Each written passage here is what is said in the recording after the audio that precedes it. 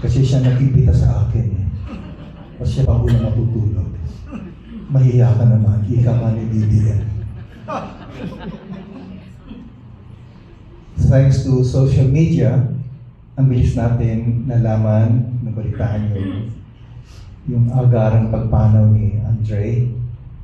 And we are gathered here in grief kasi his death was sudden at nakakalungkot because he was supposed to be looking after his father, taking care of his father, nauna pa siya. And I'm sure the father is hurting so much. Kamamatay lang ng mother ni Andre. Alam ko yun because we are friends sa Facebook. And kapag nagko-communicate kami, he would always respond. Okay?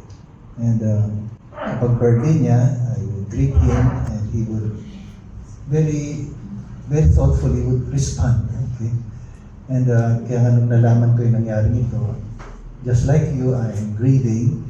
Kasi kami mga pari ng Don Bosco, we always consider our Bosconians not merely as students, but as our spiritual children. Kaya nga kapag may namamatay ng Bosconian, we always take time out to go and celebrate the Mass for them. We are gathered here grieving, but we don't just stop at grieving.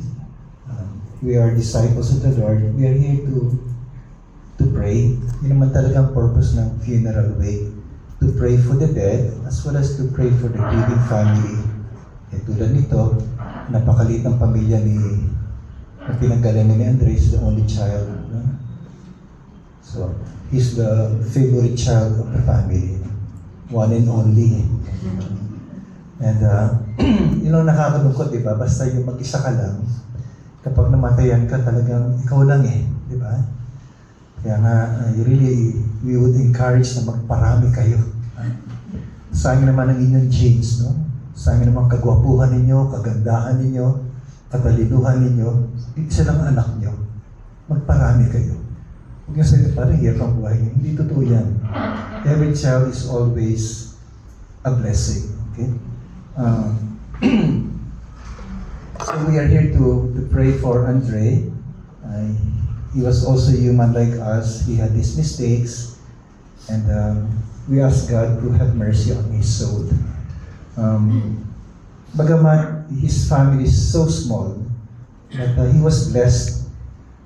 Buti lang nandiyan na kanyang pinsa na si Monet, na parang niyang kapatid, at nandiyan na kanyang mga kapatid na Bosconians. No? I'm so proud of you because you really went out of your way at nandito kayo para makiramay. Kasi nga dito si Jojo, pauwi na ng pamilya yan.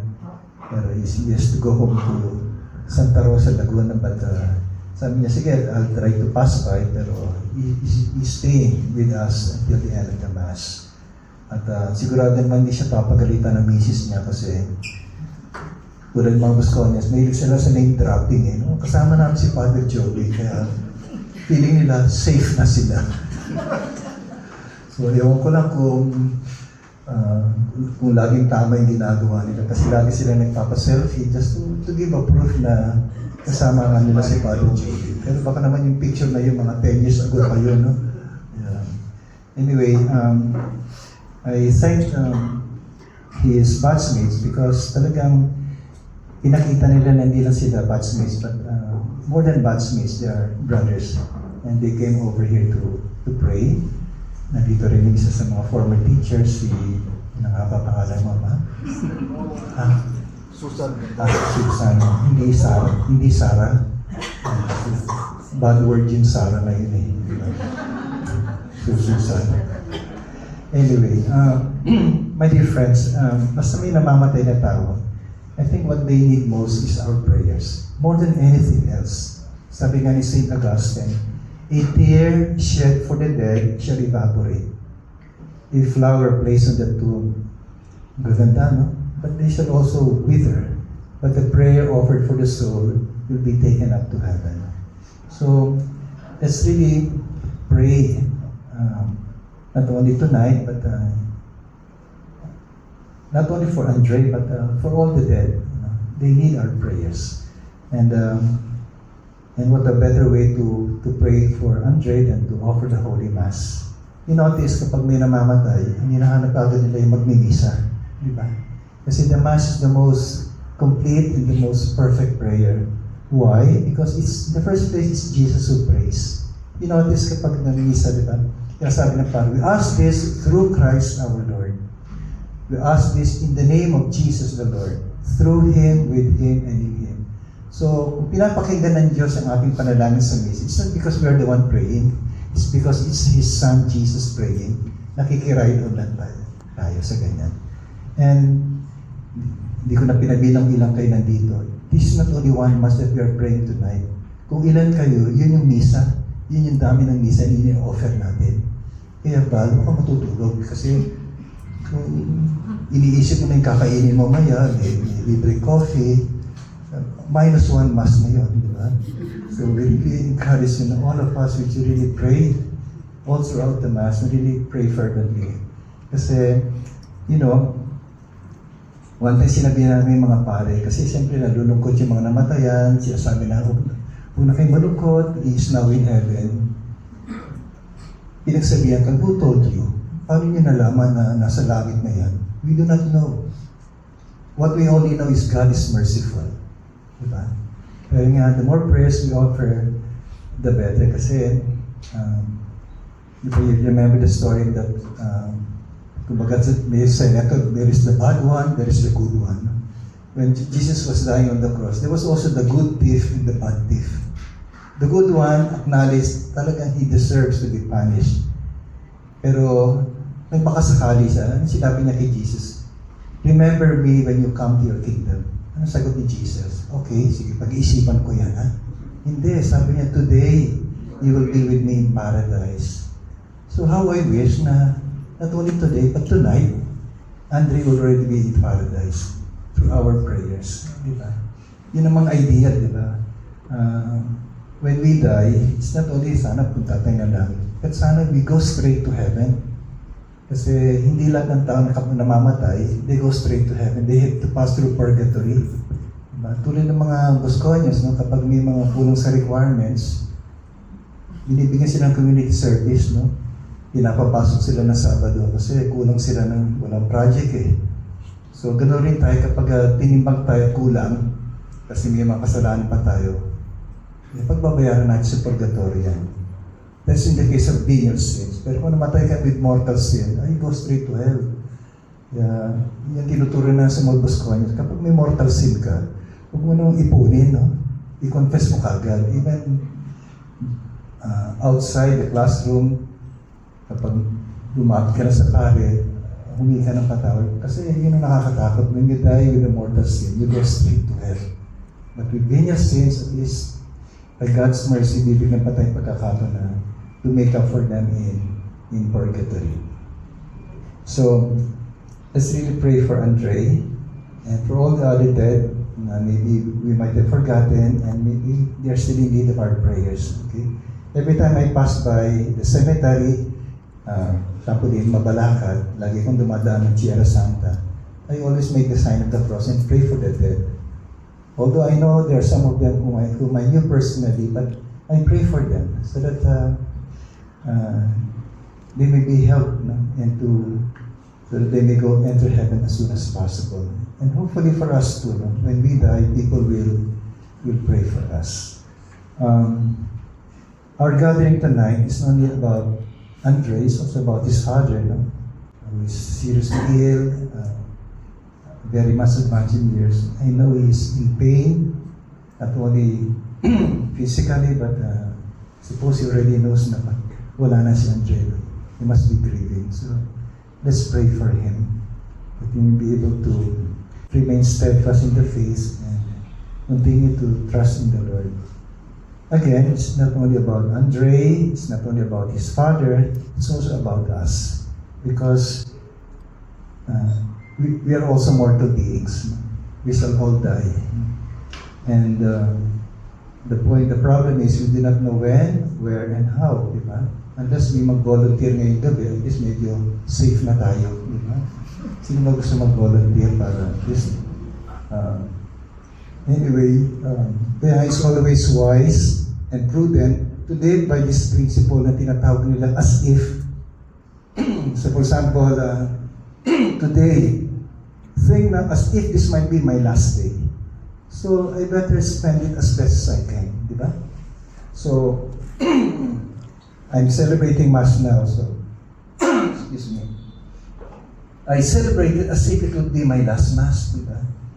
So, it's always wise to, Don Bosco understood that. Kaya nga, he came up with that tinatawag namin monthly exercise for happiness. Ngayon, tawag na niya recollection. Pero yung time ni Don Bosco, tawag niya exercise for happiness. Para ba lang, di ba, meron tayong fire drill, earthquake drill. So Don Bosco, hanggang ngayon ginagawa pa rin namin yan yung we are exercising, we are practicing as if we are going to die. So Don Bosco, what he did was to give opportunities for the boys to go to confession. He would not just tell them, go to confession, but make it as if it were to be your last. Huwag na kayong mahiya i-confess yung mga kasalanan because God will forgive you naman eh. So ganun din, in all gatherings, minsan, we take for granted the people we see. Mali pa, that might be the last time that you would see that person, but at least masabi mo sarili mo, binati ko yun, di ba? Kinausap ko yun. Or, kung may utang ka, bayaran mo na kagad, di ba? Huwag mo nang ipabukas, baka wala na bukas. Eh. Baka patay ka na bukas, o patay na yung inutangan mo, di ba? Patay ka, pagbabayaran mo sa purgatory, yung inutang mo. So, during the protest, sinisigaw natin, ibalik ang ninakaw. No? So, ganun din. Kung may tayo may pakukulang, may utang tayo sa iba, ibalik natin. Otherwise, pagbabayaran natin yan in purgatory. Hopefully, we'll still be given a chance to go to purgatory. So, my dear friends, let this gathering also remind us, no? Of the reality that we are mortal beings. Sabi nga sa isang simenteryo sa Betis, Guagua, Pampanga, pagpasok mo na simenteryo, sinasabi doon, ako ngeni, ika bukas. So parang yan yung sinasabi ni Andre sa atin. Kapag tinitinan mo siya, parang pag ang gusto niya sabihin, Bal, ako ngeni, ika bukas. Well, bukas din natin, sorry bukas, di ba? But your time will also come. Pero, I pray na huwag mo nang mamatay si Bal. No? Kasi siya ang class president eh. Siya tiga-announce kapag may namamatay eh. Kung mamatay ang bigla, wala nang mag-a-announce. Eh. Wala nang magmamarkolekta ng abuloy.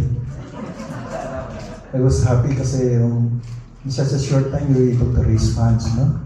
Hingi pa naman ako ng donasyon para sa Don Bosco Bacolor. Si Andrea na muna. Unahin na muna natin. Okay. Anyway, thank you for coming here, taking time, not only to express your condolences. By the way, I always take the opportunity to correct people. Kasi ngayon, mapabata, mapatanda, condolence.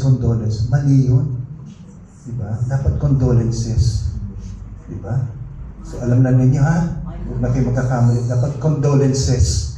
Kung magkamali ka ulit, kayo na next mamamatay. So, siguraduhin nyo na. May S. Okay. Condolences. Okay? So, bad condolences. Anyway, so please stand for a prayer of the faith.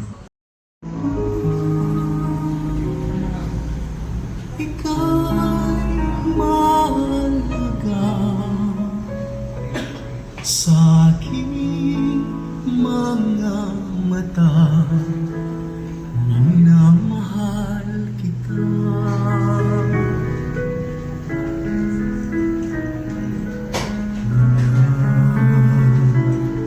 Minamahal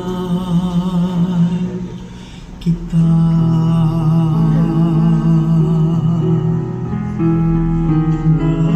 Tawag kita sa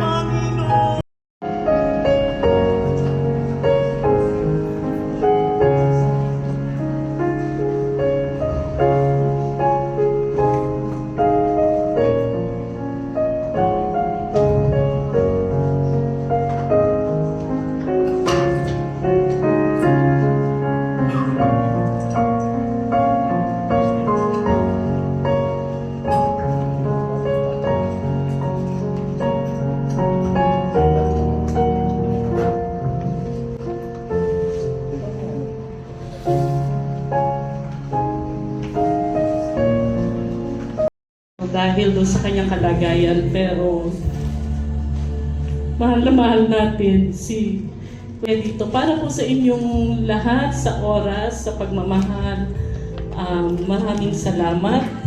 Higit sa lahat po ngayon, kailangan po namin ang panalangin ng bawat isa para sa kanya na makapagpahinga siya ng mapayapa kasama yung ating Panginoon, kasama ang kanyang mami, at panalangin po para sa aming tiyuhin na alam ko deep inside masakit po sa kanya. Pero gaya po ng sabi namin, Kuya Lito ang tawag namin sa kanya. Hindi siya, wag siyang mag-alala kasi nakita namin kung paano niya inalagaan. Haalagaan din namin yung father niya. Marami pong salamat muli. Malayo kayo, pero nandito po kayo. God bless us all and let us always continue praying for each other po. Salamat po. Good evening po. Kasama po siya, staff ko po siya sa aming school paper. Why I am so touched kasi we spent 2 hours sa Robinsons. Tumitingin ako ng shoes, tumitingin, nakita po kami. Kinuwento niya, although of course I see on Facebook, no. I was so struck kung gaano siya kabait, mapagmahal na anak. Nag-iisa siya eh.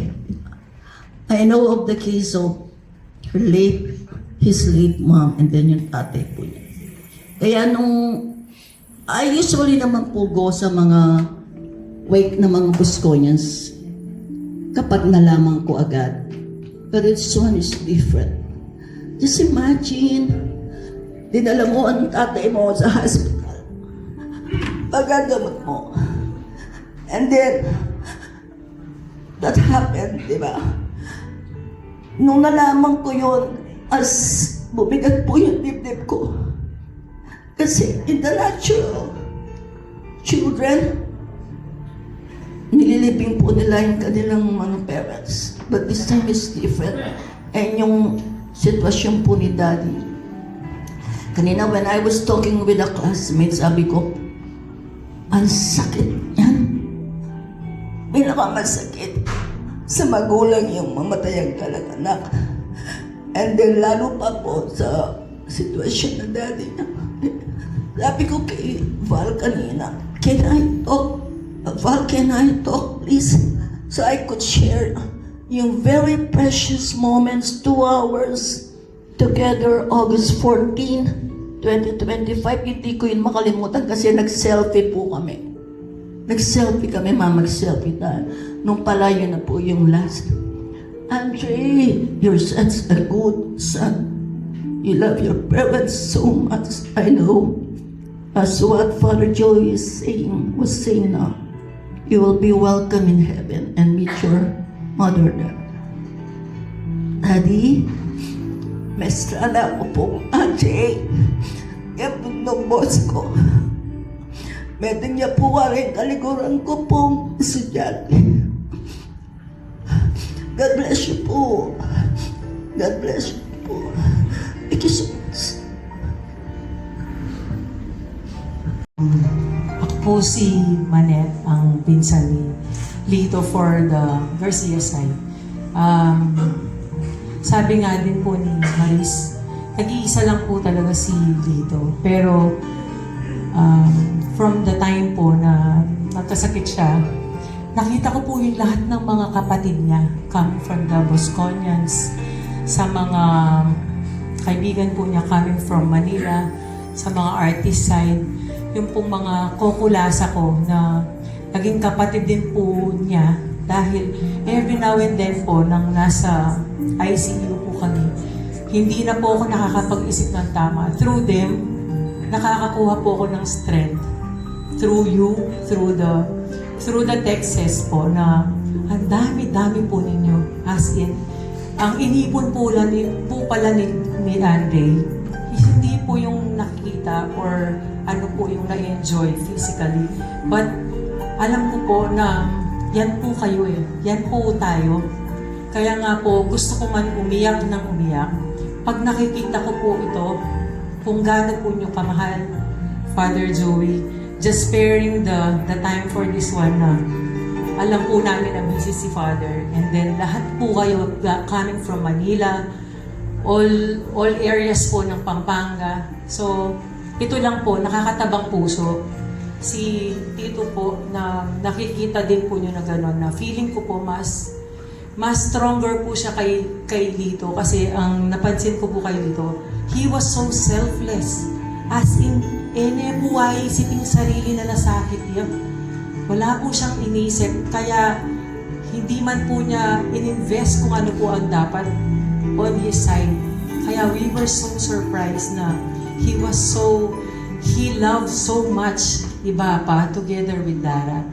Ito nga po ang pinaka nalulungkot kami. Tomorrow will be anniversary of Dara. Maglukas kayo po dapat paltas.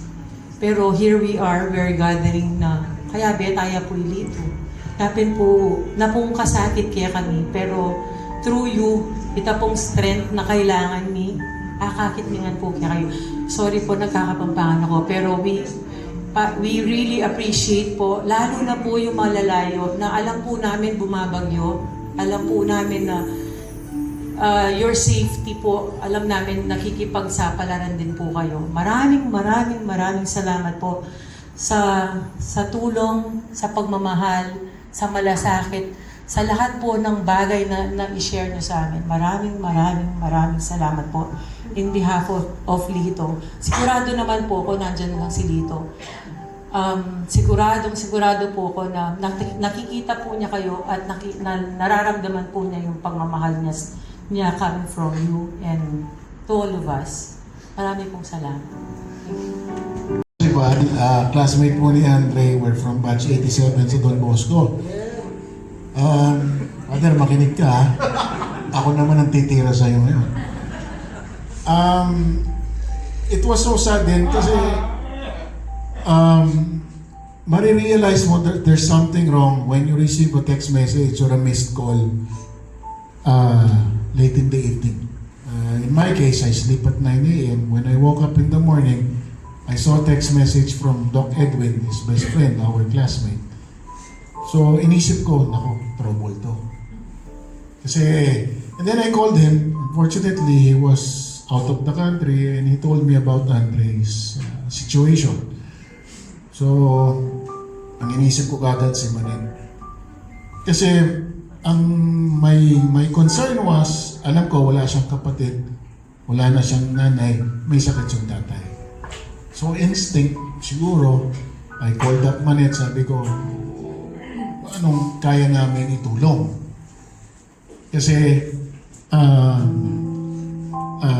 knowing that the closest or the next of kin is Manet at saka neighbor nila. So, automatic na sila yung tinawagan ko. Tapos yun nga, I called yung mga classmates namin na doctors, like si Doc Arnold, who was a neurologist, and sabi nga niya, it was not good. So, sabi ko, I'm not a doctor. And then I posted sa Viber group namin na our batchmates, si Andre is ganito. And I'm thankful for my batchmates na they sent their condolences and their financial support. No? Kasi, obviously, we don't know. Kasi siya lang ang mag-isa. We don't know about his finances. Paano natin gagawin yung way. So, I asked help from my batch. Fortunately enough, they had. And then, kinuha ko yung Gcash number ni Manet and her account details. So anyway, yun lang. And saying that, I'm proud to be a Bosconian because even from grade school until high school, ang band namin and the values that Don Bosco taught us, not Father Joey, Don Bosco. The values that Don Bosco taught us, no, yung brotherhood namin is very strong, especially with sister batch from Saints School.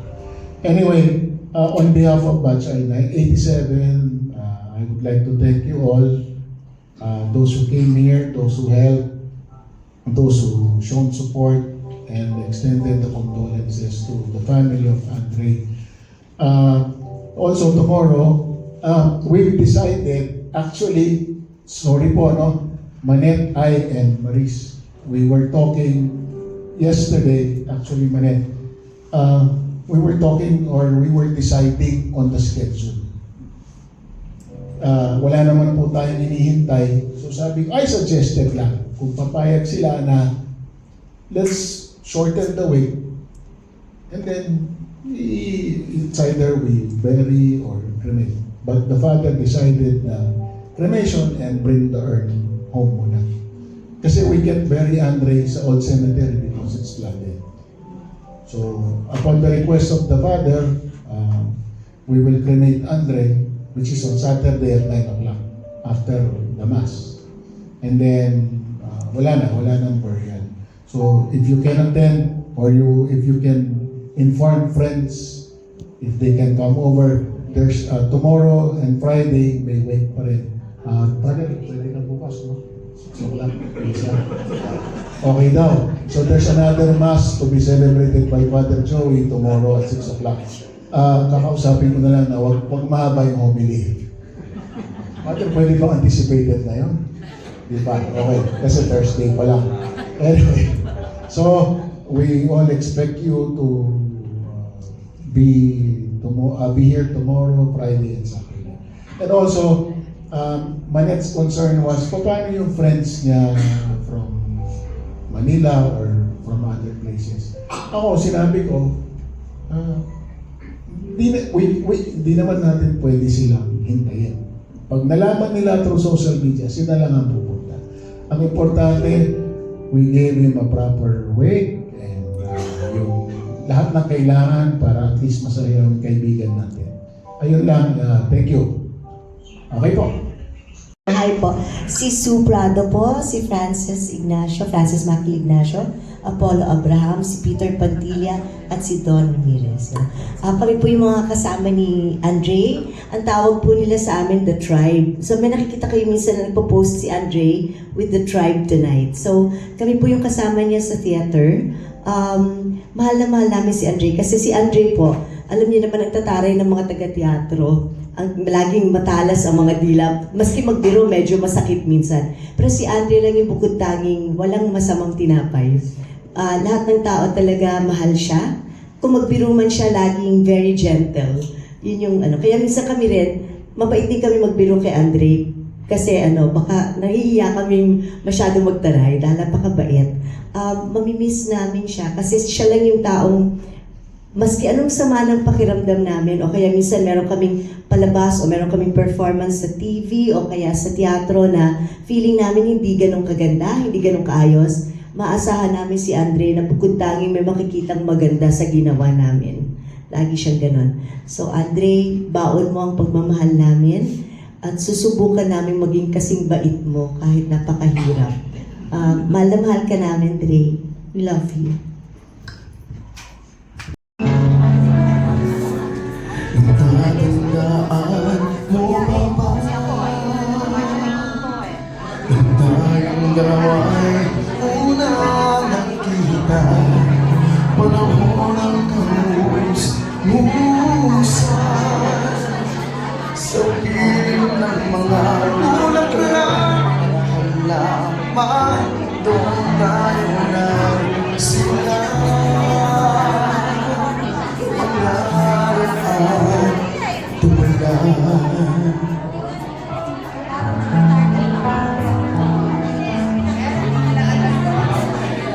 Natatandaan mo ba ba?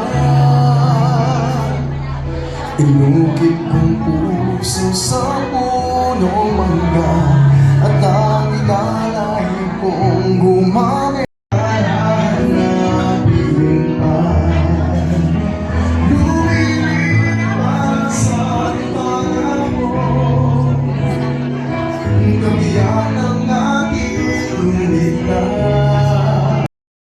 Nobody